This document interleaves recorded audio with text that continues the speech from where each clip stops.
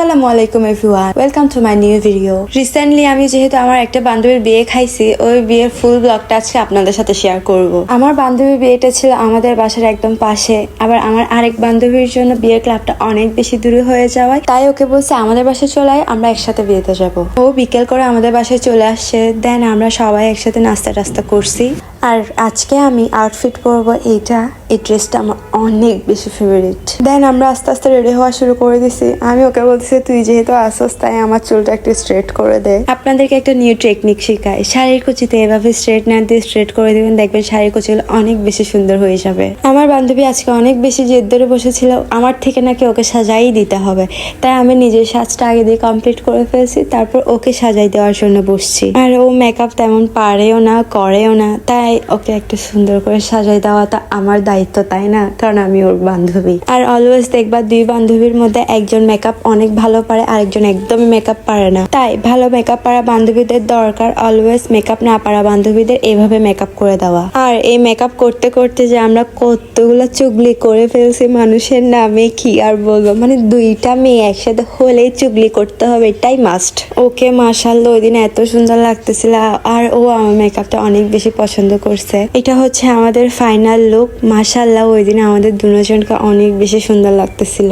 যেহেতু অনেক বেশি লেট হয়ে যাচ্ছিল তাই আমরা রং টং না করে বের হয়ে গেছি ক্লাবের উদ্দেশ্যে। অনেক হাজার কোটি বছর পর আমি আমার একটা বান্ধবীর বিয়ে খাইতে পারতেছি অবশেষে, তাই আমি তো অনেক বেশি খুশি। আমার অনেকগুলা বান্ধবীর বিয়ে দূরে হয়, আমি যেতে পারি নাই। ফাইনালি আমরা ক্লাবে এন্ট্রি নিয়ে নিছি। Here is our pretty bride. মাশাআল্লাহ মাশাআল্লাহ মাশাআল্লাহ, ওকে সেদিন এত বেশি সুন্দর লাগতেছিল কি আর বলবো। ওর সাথে আমরা ছবি ভিডিও তুলে চলে গেছি আমাদের আসল জায়গায়, মানে যেটার জন্য যাওয়া আর কি, খানা দানা। চাটগাঁয়া বিয়ের খানা দানা মানে আলাদা একটা ব্যাপার। প্রথমে আমার প্লেটে চলে আসছে ভাত, তারপর চলে আসছে ভুনা ভুনা গরুর মাংস, তারপর চলে আসছে চিকেন রোস্ট, তারপর আমার ফেভারিট ছাগলের মাংস, আর অনেক কিছু ছিল, বাট আমি এতগুলো খাইতে পারবো না তাই নি নাই। এগুলো সব আমাকে তুলে দিছে আমার একমাত্র বান্ধবী মিলি, কারণ ও আমাকে অনেক বেশি কেয়ার করে। আর আমি হচ্ছে এভাবে সাজগোজ করে বসে থাকলে, এত সুন্দর জামা পরলে আমি একদম হাত টাত নড়াইতে পছন্দ করি না। আমি চাই আমি সুন্দর করে বসে থাকবো আর আমার প্লেটে সবকিছু এনে দিবে। মাঝখানে আন্টিও এসে অনেক কিছু তুলে দিচ্ছে, মানে আন্টি এত বেশি আন্তরিক, এত বেশি কেয়ার করছে আমাদের, কি আর বলবো। Thank you aunty. এত কিছু খাওয়ার পর পেটে একদমই জায়গা ছিল না, তাই পায়েস আর বোরহানিটা খাইতে পারি নাই। চাইছিলাম পার্সেল করে নিয়ে আসবো।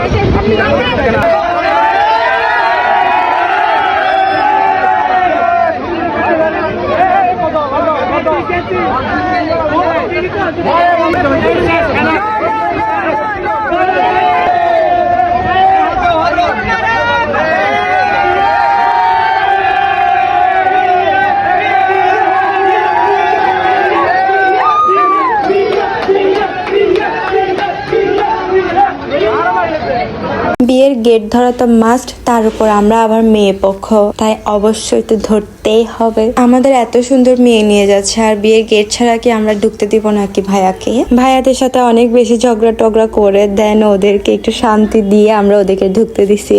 আমরা যেহেতু একদমই ছবি ভিডিও তুলতে পারি নাই, তাই আমরা আরেক পাশে চলে আসছি ছবি ভিডিও তোলার জন্য। আর এখানে কি ছবি ভিডিও করব, মানুষে পুরো ভর্তি, আমার পাশে টাশে সবগুলো মানুষ, আর এই ছেলেটা আমার পুরো সুন্দর ছবিটাই বরবাদ করে দিছে। এখন ফাইনালি স্টেজে ব্রাইডকে তোলা হচ্ছে, আর ভাই এত সুন্দর করে ওকে নিয়ে উঠতেছিল, ব্যাপারটা দেখতে অনেক বেশি সুন্দর লাগতেছিল। আমার বিয়েটা কখন হবে, আমি নিজে বিয়ের ব্লগ কখন করব।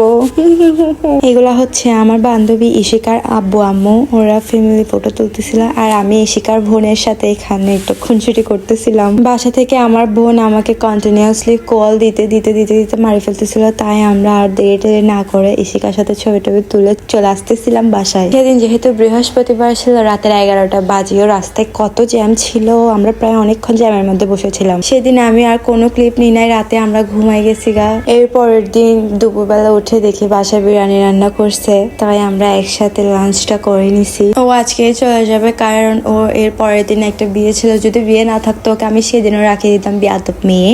আজকের ভিডিওটা একটু বেশি লং হয়ে গেল, তাই না? আচ্ছা, এখন আমি এখানেই শেষ করে দিচ্ছি। টাটা, বাই বাই, এন্ড আল্লাহ হাফিজ।